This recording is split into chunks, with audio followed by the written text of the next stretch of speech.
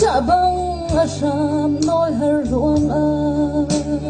rin chân lạc xin leng le vai tha tâm pi tu in rep ngay lâu bằng thinh là ram tăng ha ni là kha rel ha mi phun đốt ruộng gần u nao ha dây ra ta ram cha num na pe da dừng khi ngặt thở e đôi ta cút nem cần buồn để tay đi khát chư lần tính thì ai lâu chim ram lệ chim ni thôn đồ chúa ngơ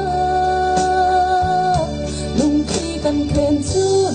tin sự tu tha rem chẳng lai gì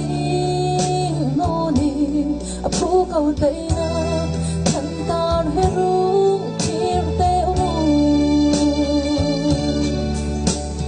vài con giọt ngắm lâu xiang hôi mây thơ hè chụp dầu ai nori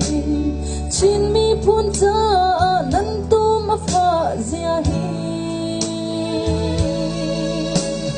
tất nhiên nên tiếc cha mi chín ram cha nai sai cam đã năn ti tu a chun nan tum phing rai cha din chung khazing ni khazan cha rel chang la dân thing na thar e dot na kut nem kan bun it lai ni khachu nan thing ti ai lo chin ram le chin mi thun do chuang cần khen chun tin sự du tha rem chẳng lai gì nô ni phú cầu tây na thân ta he rung kia tê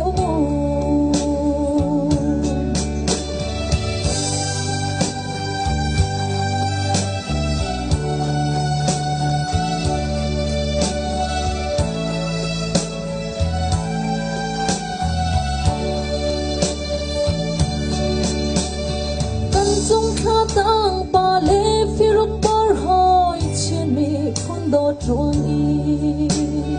tun pe tun ha kha hitin vung chim lo zun khung phar chin ram chun hi na chun chun mui ahung tian i zing khwa dai in ni ahung mang chang nan yam se shim hau thar em đốt na cút nem cần buồn ít tay đi khát chư lần tiếng thì ai lâu chim ram lệ chim ni thun đồ chúa ngơ